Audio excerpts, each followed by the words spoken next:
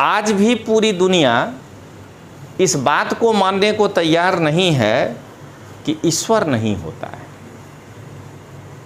माने ईसाई भी कहेगा कि गॉड होता है, मुस्लिम भी कहेगा कि खुदा होते हैं, और हम लोग भी कहते हैं भगवान होते हैं।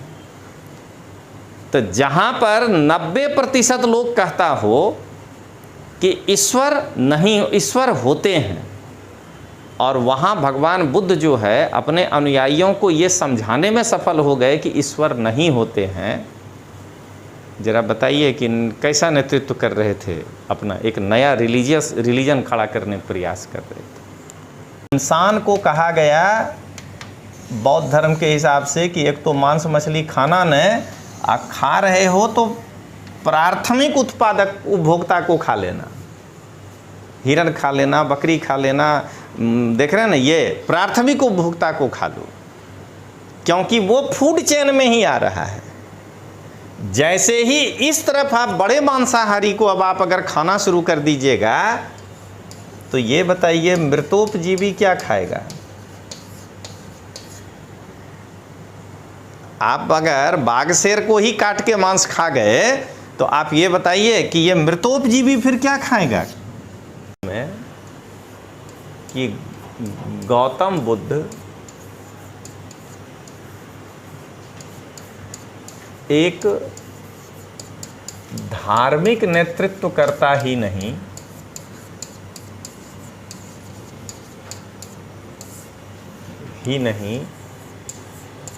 बल्कि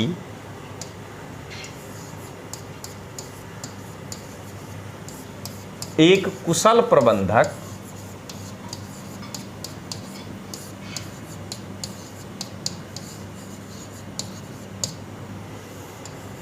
और पर्यावरणविद थे।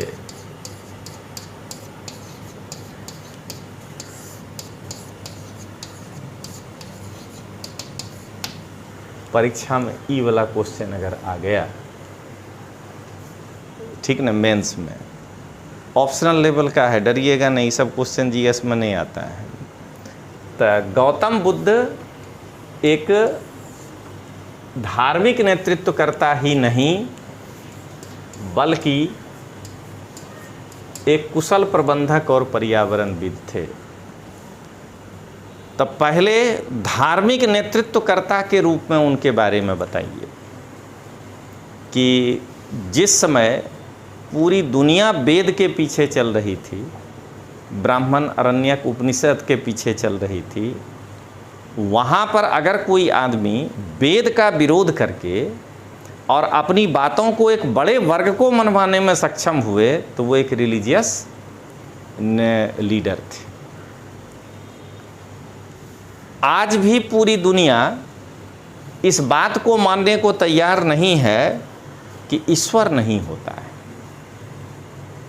माने ईसाई भी कहेगा कि गॉड होता है, मुस्लिम भी कहेगा कि खुदा होते हैं, और हम लोग भी कहते हैं भगवान होते हैं। तो जहाँ पर 90% लोग कहता हो कि ईश्वर नहीं, ईश्वर होते हैं, और वहाँ भगवान बुद्ध जो है अपने अनुयायियों को ये समझाने में सफल हो गए कि ईश्वर नहीं होते हैं। जरा बताइए कि कैसा नेतृत्व कर रहे थे, अपना एक नया रिलीजन खड़ा करने का प्रयास कर रहे थे। क्या बोले? तुम हे ही किच्चंग आतप्पंग अक्खा तारो तथागता। मने सफलता के लिए तुमको ही मेहनत करना है, शिक्षक का काम केवल मार्ग दिखाना है, भगवान नहीं होते हैं। एक भी ऐसा उस समय भारतीय दर्शन में कोई दर्शन नहीं है जो ये कहे कि आत्मा नहीं होता है। और गौतम बुद्ध ये समझाने में अपने अनुयायियों को सफल रहे कि आत्मा नहीं होता है, जिसका लास्ट परिणति आप क्या देखें? मिलिंद पहियों में नागसेन क्या कह दिया मीनांडर को कि मेरी माँ अगर मेरा नाम शैवसेन रखी होती तो आप हमको शैवसेन के नाम से जानते, अब वीरसेन रखी होती तो आप हमको वीरसेन के नाम से जानते। यथार्थ में नागसेन नाम की कोई आत्मा मेरे अंदर नहीं है। वो कहानी बहुत बड़ा हो जाएगा। लास्ट में नागसेन ये उदाहरण दे के समझाया कि यथा ही अंग संभारा होती सद्दो रथ होती। जैसे रथ के अलग अलग अंगों को मिला करके व्यवहार में कहते हैं कि ये रथ है, एवं खंदेशु संतेषु होती सत्तोती, उसी प्रकार हमारे सभी अंगों को मिलाकर आप व्यवहार में कहते हैं कि ये नागसेन है, हकीकत में आत्मा नहीं होता है। तो इस चीज़ को तो आप समझ गए।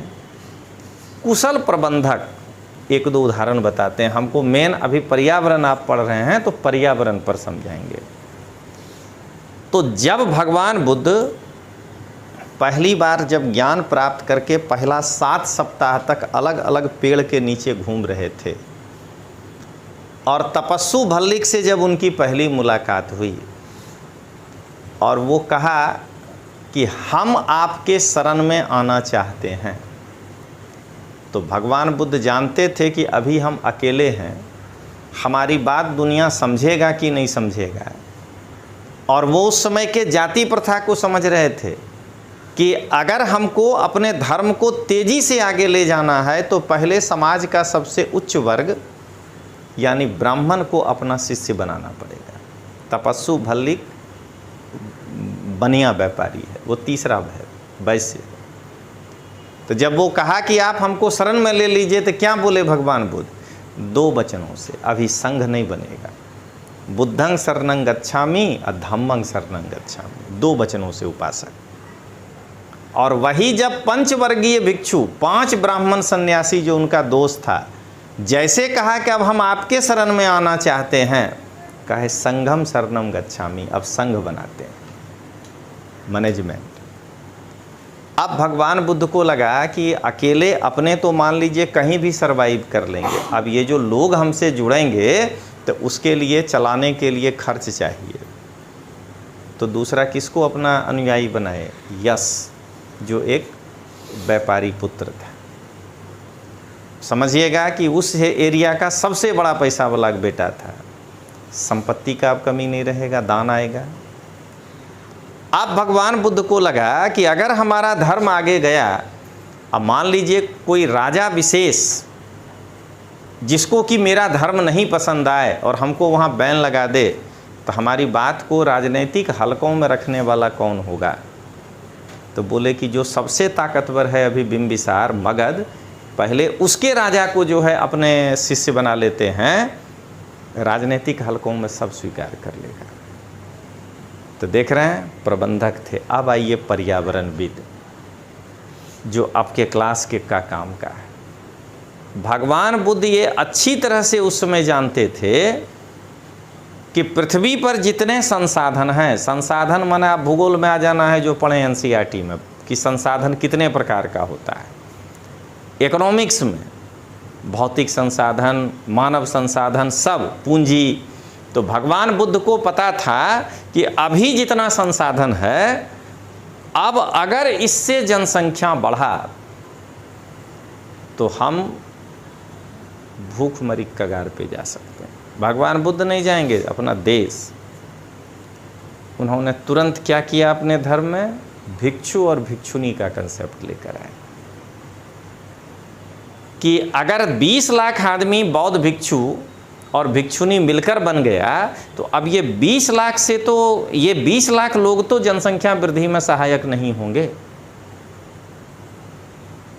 अगर देश की आबादी 1 करोड़ हो, उसमें अगर 10 लाख भी 10% आदमी भी भिक्षु भिक्षुनी हो गया तो वो 10% आदमी तो पॉपुलेशन ग्रोथ में नहीं शामिल होगा, 90% ही होगा। तो एक ये दिए थे, इसको कहते हैं पर्यावरण को समझना। जो उस समय का वो 10 लाख बौद्ध भिक्षु अगर भिक्षु नहीं बनता, गृहस्थ जीवन में होता, तभी और भारत की आबादी कहाँ होती? 210 करोड़। आप इस चीज़ को समझिए। तो वो पर्यावरणविद थे। उसके बाद उनको पता था कि लोहा मिल चुका है, खेती का उत्पादन बढ़ चुका है, लेकिन अभी हम जितनी आबादी है ना, सबको भोजन नहीं दे सकते। हरित क्रांति नहीं हुआ है। एक उदाहरण, तो भगवान बुद्ध क्या बोले कि हमारा बौद्ध भिक्षु और भिक्षुनी, और वो खुद भी दिन में एक ही बार भोजन करेगा। बौद्ध भिक्षु 12 बजे के बाद खाना नहीं खाता है, उसके लिए जो है मनाही है। उसके लिए शब्द है द्वि अंगुल कप्पो, पूरब दिशा की ओर मुंह करके खड़े हो जाइए या पश्चिम दिशा की ओर मुंह करके खड़े हो जाइए। अगर आपका छाया पश्चिम में 2 अंगुल बन जाए तो समझ लेना है कि 12 बज गया। सूरज झुक गया, 2 अंगुल हो जाए, ठीक है, तो खाना नहीं खाना है, 2 अंगुल कप्पो।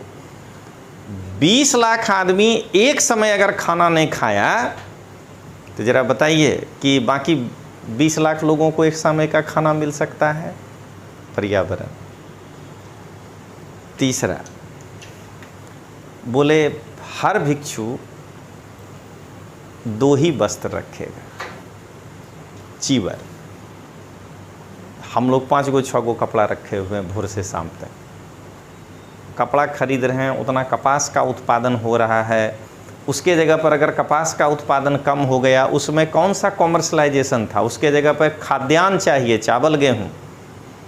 तो 2 ही कपड़ा अगर वो रखेगा पर डे अपने पास और उसी को चलाएगा, तो ज़रा ये बताइए कि 20 लाख आदमी अगर 2 ही चीवर से काम चला रहा है तो संसाधनों का दुरुपयोग रुक गया कि नहीं?